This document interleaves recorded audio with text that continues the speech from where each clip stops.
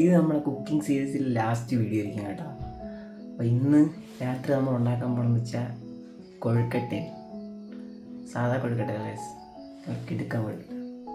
ആദ്യ രാത്രി റീല് കണ്ട ബലത്തിലാണ് നമ്മളിത് ചെയ്യാൻ പോണത്. ഇത്രത്തോളം സക്സസ് ആകുമെന്ന് അറിയാൻ വയ്യ, പക്ഷേ എൻ്റെ കഴിവിൻ്റെ പരമാവധി ഞാൻ സക്സസ് ആക്കാൻ നോക്കും. ആദ്യം 3 പഴം എടുത്ത് ആവിയേറ്റാൻ വയ്ക്കണം.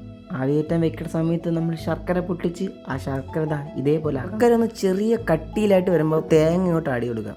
തേങ്ങ ഏലയ്ക്ക് ഒരുമിച്ച് ആഡ് ചെയ്യാം. പിന്നീട് ശകലം നെയ്യ് ഒഴിക്കണം. നെയ്യ് ഒഴിക്കുമ്പോഴും നമുക്ക് ഏലയ്ക്ക് ആഡ് ചെയ്യാം. ഓപ്ഷനിലാണ്. ഞാൻ ഇപ്പം നെയ്യ് ഒഴിച്ചതിന് ശേഷമാണ് ഏലയ്ക്ക് ആഡ് ചെയ്തത്.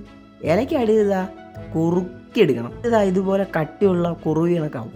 ഇതിങ്ങനെ ആയിക്കൊണ്ടിരിക്കുമ്പോൾ നമ്മൾ നേരത്തെ പുഴുങ്ങാൻ വെച്ച പഴമില്ലേ, അതിനൊന്ന് അരിമാവുമായിട്ടൊന്ന് മിക്സ് ചെയ്തെടുക്കണം. അരിമാവുമായിട്ടുണ്ടാക്കിയാൽ മാത്രമേ നമുക്ക് ആ പെർഫെക്റ്റ് കളർ കിട്ടും. മിക്സ് ചെയ്ത് കഴിഞ്ഞാൽ ഒരു 5 മിനിറ്റിനെ റെസ്റ്റ് ചെയ്യാൻ വെക്കണം.